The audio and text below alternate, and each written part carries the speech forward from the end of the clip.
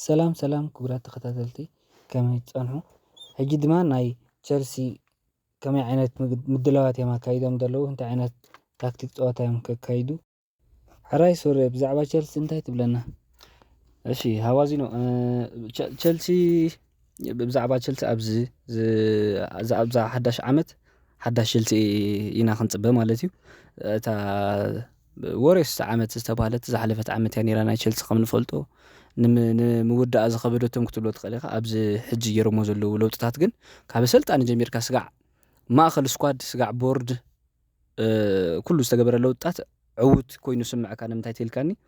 ፖቾቲኖ ብዙሕ ግዜ ከም ንፈልጦ ኮይኑ ኣብ ቶተናም ኩሉ ንኣሽቱ ተጻወቲ ኣብ ምዕባይ ብጣዕሚ ዓቢ ተራ ኢድ ጻወት ምስ ከምኡ ተተሓሒዙ ሕጂ ቸልሲ ዘለዎ ስኳድ እንተሪኢኸ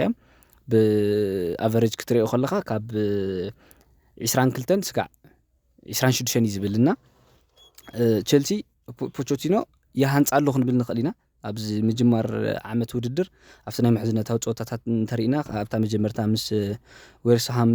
ዝገብርዋ ፀወታ 5-0 እዮም ስዒሮም ካብኡ ምስ ብራይተን ተፃዊቶም ነይሮም 4-3 ስዒሮም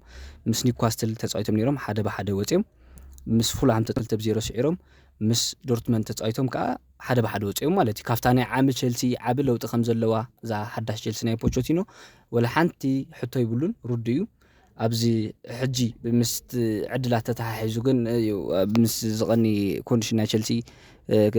ንኩንኩ ሕጂ ናብ መጉዳእቲ ተመሊሱሎ ንኸባቢ 3 ወርሒ ክረሓቕ ተባሂሉሎ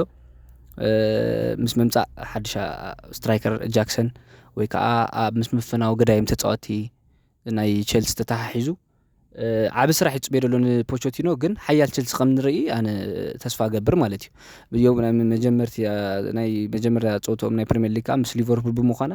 ዓባይ ፈተና ናይ ፕሪሚየር ሊግ ፀወታ ከም ትኾን ርግፀኛ እየ ማለት እዩ ናይ ብሓቂ ከም ዝበልከይ ብዙሕ ለውጥታት ኢና ርኢና ዘለና ቸልሲ ፖቾቲኖ